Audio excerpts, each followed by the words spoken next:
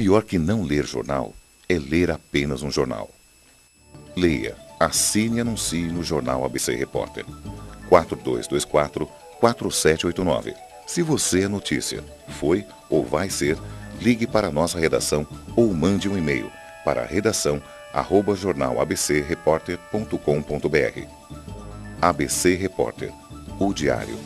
www.jornalabcreporter.com.br.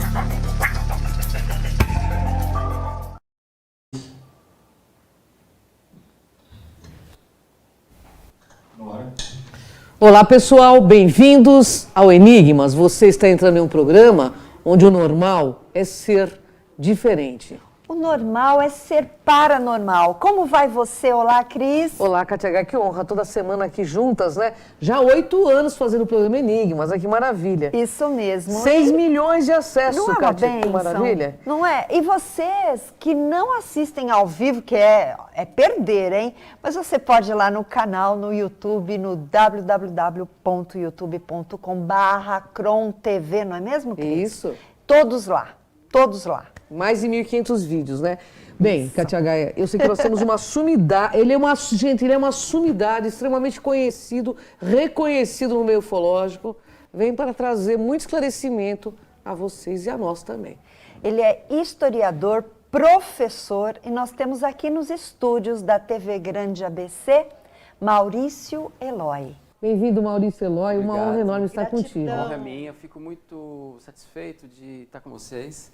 Conheço vocês já há um tempinho, já fizemos um evento juntos. É verdade. E eu gosto muito da forma imparcial que vocês abordam os seus entrevistados. Né? Muito obrigado. Também gosto muito da forma que você aborda. Obrigado. Verdade. Katia esqueceu de dizer que nós estamos na NET Canal 3, aí quem tem NET em Verdade. casa, liga lá no Canal 3, Legal. estamos na Isso NET, aí. hein, pessoal? Bom, eu não quero perder tempo, eu sei que você Vamos tem muito lá. conhecimento e o programa é muito rápido. Maurício, o que é a teoria dos antigos astronautas? Explica para o nosso público. E a gente tem que primeiro pensar que na década de 60, meados de 60, metade do meado de 60, começa a corrida espacial. E o primeiro país a entrar na linha de frente foi a Rússia. E logo em seguida, em 68 para 69, vem os Estados Unidos. Em 67, lança um livro chamado Eram os Deuses Astronautas. Essa palavra astronauta no título não foi encabeçado pelo Erich von Däniken de princípio, foi encabeçado pela editora. Então as editoras pensaram o seguinte, vamos lançar com esse título porque é uma jogada editorial. Claro. Sim. Então o que ficou? Ficou evidente ali a força que esse termo astronauta ficaria na pesquisa e na vida inteira do Erich von Däniken. Então, a teoria dos deuses astronautas começa por aí, nesse período. Que é o tema do nosso programa. Eram os deuses astronautas? Não eram os... Não eram, né? Não Os deuses eram. não eram astronautas. Não eram. Não sabe da onde eles são, né, Katia? Verdade. E quem lança essa teoria? Fala um pouquinho mais pra gente aí. Na realidade, é o próprio Däniken que lança. Nesse tempo, no período da década de 60 para 70, alguns vão junto com ele. Você tem aí o Peter Colosimo, você tem o Andreas Fabre-Cayce, você tem depois o Charrot, são essas pessoas e algumas mais. Então, o que eles vão fazer? Abraçar na linha de pesquisa de campo a busca do astronauta, que eu acho que é aí que é o erro deles. Nesse sentido, a vestimenta astronáutica, no imaginário deles, fica para eles a única forma ou a única maneira de se chegar a esse suposto extraterrestre, que é uma palavra que eu não uso mais. Entendi. Então eles vão atrás do ET astronauta, com a vestimenta que foi, na realidade, idealizada, e pela primeira vez a gente tem a noção dessa palavra num livro de ficção científica, publicado em 1927. Interessante. Bom, tem muitas perguntas aqui. E por que não faz sentido os aliens do passado, né, no passado remoto, usar as vestimentas iguais? Então, na minha pesquisa, bom, eu sou especialista em xamanismo e desde moleque, desde os meus 18 anos que eu tive o contato com o livro do Däniken, eu já questionava isso, né? Porque ele lança de fato uma coisa muito importante que é o questionamento. Será que aliens visitaram o nosso passado? Esse foi o legado do Däniken. Só que ele causa uma confusão, afirmando que os deuses eram astronautas e que esses mesmos astronautas que são deuses nos fizeram. Nós não temos provas biológicas, a princípio, De que teve essa... de que nós somos produtos. O que pode ter acontecido, talvez, Cris, num passado muito próximo às grandes civilizações, uma interferência. Isso pode ter acontecido no nosso DNA. Eu não tenho como afirmar, mas eu tenho assim contatos com algumas pessoas da área que estou tentando ver se isso é real ou não. Mas a ciência nos omite algumas coisas. Né? Nos omite. Porque eu pesquiso Homo sapiens e Neandertais por 30 anos. Né? Se houve, de fato, alguma interferência nessa maneira tão complexa, tão complicada, foi talvez um Neandertal, mas também não temos. Não tem uma prova científica. Nada. Afirmar isso. Não temos. As pessoas vêm afirmando. Isso né? mesmo, Então é bem complicado, né, Kátia Gaia? Nós temos algumas imagens, olha lá, Maurício. Fala um pouquinho Essa pra imagem é gente. importante. Essa imagem, ela, na realidade, ali tem uma interferência gráfica. Se vocês perceberem, ela está bem desfocada. Ela não é original, ela foi manipulada no computador. Muitos pesquisadores divulgam que são astronautas flutuando no espaço. Na sequência dessa imagem, eu mostro a original. Uma original com carvão, né? Daqui a pouco vai aparecer. Passa pra gente, por favor, Essa Jota. com carvão, que sim. tirada da original. Na realidade, não é uma pintura, é um petróglifo ou petroglifo. Ou seja, é um desenho onde você grava na pedra. Né? A próxima, a gente vai ver a ampliada e a original. Eu fui investigar, na realidade, são xamãs com ornamentos, né? No norte da Itália. Ainda existe rituais de xamanismo. Não, depois, vai passando aqui, depois eu mostro. Isso aí já é um suposto alienígena desenhado num deserto do Saara. Muito interessante. Aí, esse é o caminho que eu vou, na busca desse alienígena que aparece com os depoimentos dos abduzidos e com os depoimentos dos militares. Então fala pra gente, qual é a importância de Jacques Vallée? Aqui a imagem, desculpa. Olha aí, Olha lá. vamos Essa lá. imagem é a original. Vocês vão perceber que tem algumas borboletas. É um ritual que envolve as borboletas. Existem vários rituais de xamanismo pelo mundo que envolvem esse tipo de procedimento. E esse ornamento faz parte da vestimenta xamânica, que vou até mostrar uma indígena brasileira que usa o ornamento que chega próximo.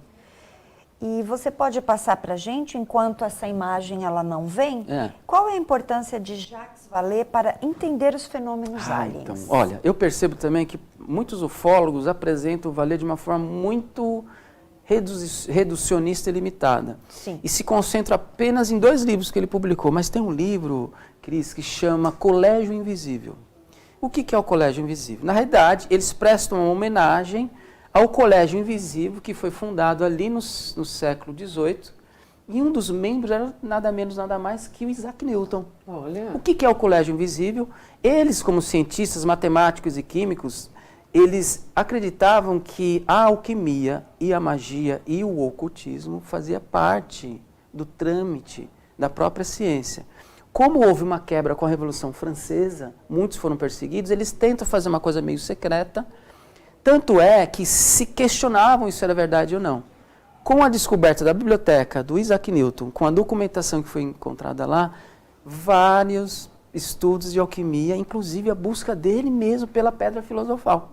Olha que só. interessante. Aí o Jacques Vallée, pensando nisso, ele monta junto com outro pesquisador francês, que eu tenho até o nome aqui, que ele é uma pessoa muito importante, que é o Aimé Michel, que foi um psicólogo e filósofo, já falecido.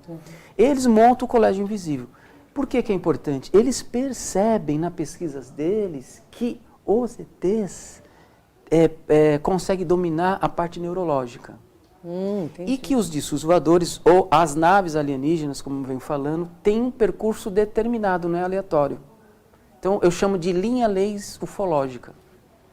Geralmente eles passam bem nas linhas lei mesmo, né? Pelo que foi. Bom, você já disse quem é Jacques Vallée, né? Ele também não via a figura de aliens.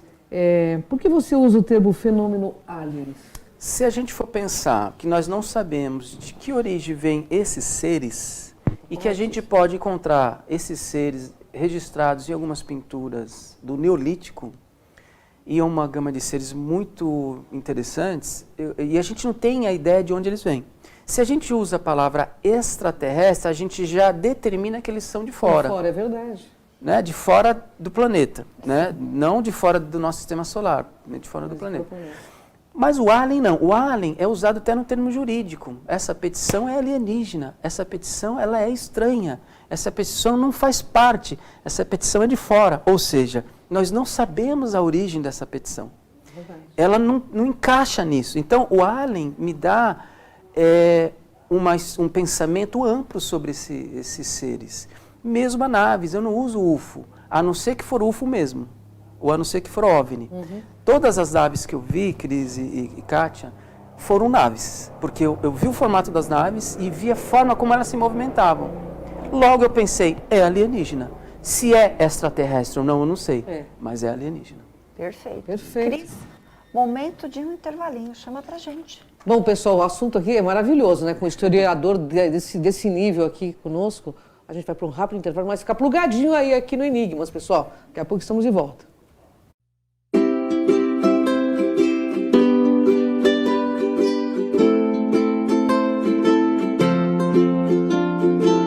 Empresário e empreendedor que me assiste, eu quero convidar você a conhecer o maior centro de reabilitação do Grande ABC Paulista, a Apraesp.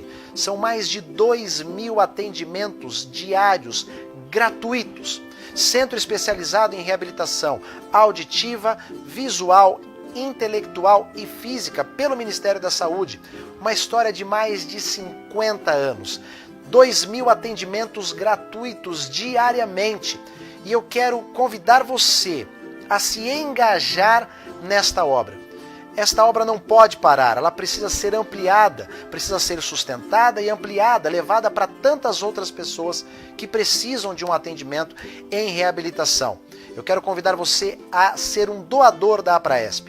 E você tem duas maneiras de fazer isso. A primeira é através do telemarketing, do 11 2504 9078. E também através do site, o www.apraesp.com.br/ajude. Nós queremos continuar atendendo todas estas pessoas e ampliar ainda mais todos esses atendimentos. E para isso, nós contamos com você.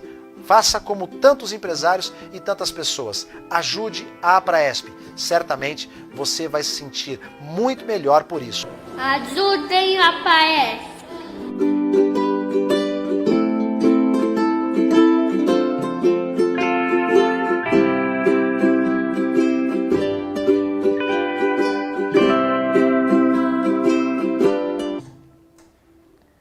Voltamos com o programa Enigmas e quero agradecer a sua participação e também a audiência.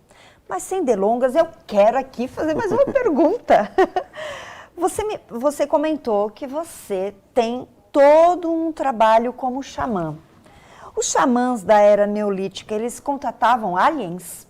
Então, na realidade, sim, estou tentando ampliar essa minha pesquisa que está no início, logicamente que ela já me dá um parecer. Quando o xamã, e algumas pessoas, não é só necessariamente xamã, e não é todas as pessoas, no uso ritual das plantas, seja cogumelo, seja o peiote, seja a ayahuasca, em alguns momentos eles tiveram a imagem alienígena. Veja bem, o alienígena não entrou em contato com as pessoas, mas o xamã se tornou uma antena. Isso lá no Neolítico, né? Então tem algumas pinturas, principalmente no deserto. Então eu acredito que o paleocontato, que eu vou falar daqui a pouco, possa ter início ali, mas não por intermédio dos aliens. Sim. Por intermédio dos próprios xamãs que lançam um sinal, vamos falar assim, como se fosse uma antena. Tanto é que tem um depoimento que eu falo nas minhas palestras de um antropólogo que tem esse tipo de experiência muito clara. E ele fala que ele fica frustrado, e o alien fica frustrado, porque eles lá não conseguem dar o feedback para cá. O que eu acredito? Que com essa informação eles foram mapeando de onde eles estão, que provavelmente eles já estavam aqui no sistema solar, eles captam onde que nós estamos. Então eles vêm à Terra no período das grandes civilizações. Aí vai surgir os Vimanas, se a gente pegar o Mahabharata, todos esses textos sagrados, sumerianos, egípcios, enfim, astecas e maias, vocês vão ver ali presente objetos voadores que voam no céu. Fato. Então, eu vou por esse caminho. Está no início, é um bebezinho, mas já está, assim, vislumbrando alguma coisa diferente. Que bacana. Olha que bacana, hein? Bom, antes de fazer a pergunta, eu tenho uma pergunta que todos... Quando você... nós colocamos na rede que você viria, mandaram várias perguntas. Tá. E eu faço questão de fazer até porque pergunta de internauta, de telespectador, de fã seu, inclusive, né? Professor, hoje em dia nós vemos uma mistura muito grande nos centros espíritas, né? De incorporação de ETs, de... Curas pelos ETs. Curas pelos ETs. Não incorporados, Que né? estão incorporados. Qual o seu ponto de vista de historiador, de pesquisador sobre esse assunto? Tá. A gente vê uma grande confusão, inclusive, né? Muito. Na verdade, o que é preocupante, ao meu entender, e espero que as pessoas tenham a maturidade de aceitar a nossa visão, a minha visão e a maneira que eu estou vendo isso. Não estou indo de contra ninguém, e só estou colocando o que eu estou vendo. Então eu percebo um messianismo, uma religião ufológica. É isso mesmo. eu também Uma religião ufológica onde o leigo que não tem conhecimento das coisas fica encantado. E fica mesmo. Porque vários grupos de pessoas que têm essa linha de pensamento sabem falar muito bem, sabem se expressar muito bem. Agora, não existe nenhum amigos ligados minha família é de espírita, né? Ligado aos centros espíritas que eu fui tentar investigar que recebe ET. Pois é, a própria Federação Espírita não admite, Não, né? então assim, eu não posso, logicamente, falar o que está acontecendo, mas aí entra uma opinião minha, que na verdade não é uma mera opinião, é uma investigação, de que aliens, que tem um projeto ligado às abduções, pode estar usando determinados centros espíritas que estão abertos para isso e manipulando os médiums. Isso E seria uma coisa negativa. Né? Negativa, e manipulando os próprios ufólogos. Ah, sem dúvida. Nós temos que pensar nessa possibilidade. Claro. Nós não podemos fechar um assunto que é tão enigmático. Todas as pessoas que pesquisam abdução, Verdade. independente se defende o alien ou não, chegam na mesma conclusão. Não sabemos o que está acontecendo. Não sabem. É uma coisa que eu queria te falar, que você já tocou nesse assunto.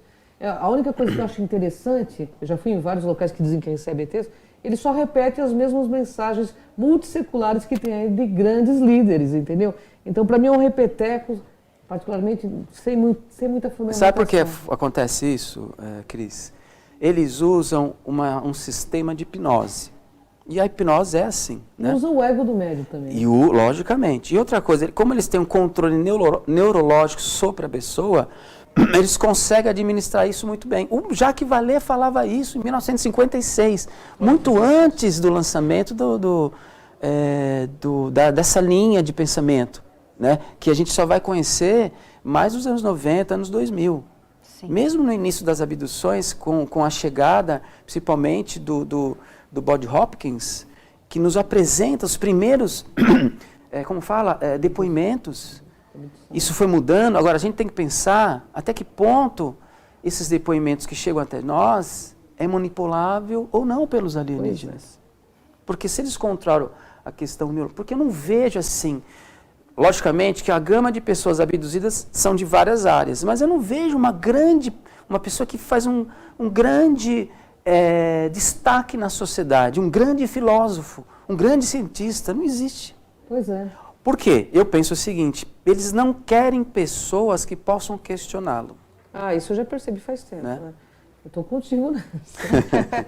Questionamento, você é cortado do local onde você está, né? Opa, com certeza. Porque, só para dar um exemplo, por exemplo, nós temos a ideia da consciência, nós não sabemos também o que é a consciência. Então, tem duas linhas de pensamento na ciência indo em paralelo. Às vezes elas se encontram, às vezes elas se distanciam.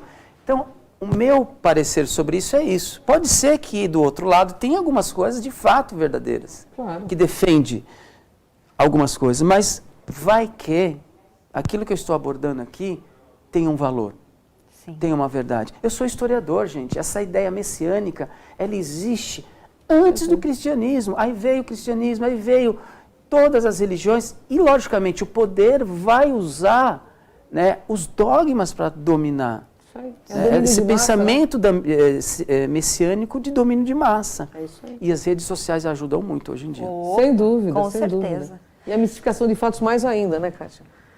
Que ultimamente, né, é o que mais tem. O que é o paleocontato? Então, Paleocontato, ele na realidade ele nasce através de uma publicação de um livro com Carl Sagan. Carl Sagan, ou Sagan, eu não sei a pronúncia correta, na realidade assim, o Carl Sagan foi um brilhante cientista que tinha como paixão a busca da vida inteligente. Se a gente falar que ele era cético, nós vamos cometer um erro muito grande. Porque uma pessoa que escreve no final da vida e publica o último livro em vida, chamado Contato, eu acho que ele não tem nada de ceticismo com relação à possível existência de alguma inteligência fora da Terra ou alienígena.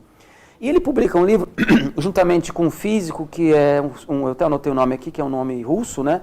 Shklovsky. Ele era, esse russo era astrônomo e físico. O Jacques Vallée era um cosmólogo e físico. E eles escrevem um livro chamado A Vida Inteligente no Universo. A partir desse livro, surge a ideia de um possível contato, chamado de paleocontato. E a gente coloca, então, esse termo na antiguidade, ou pós-antiguidade.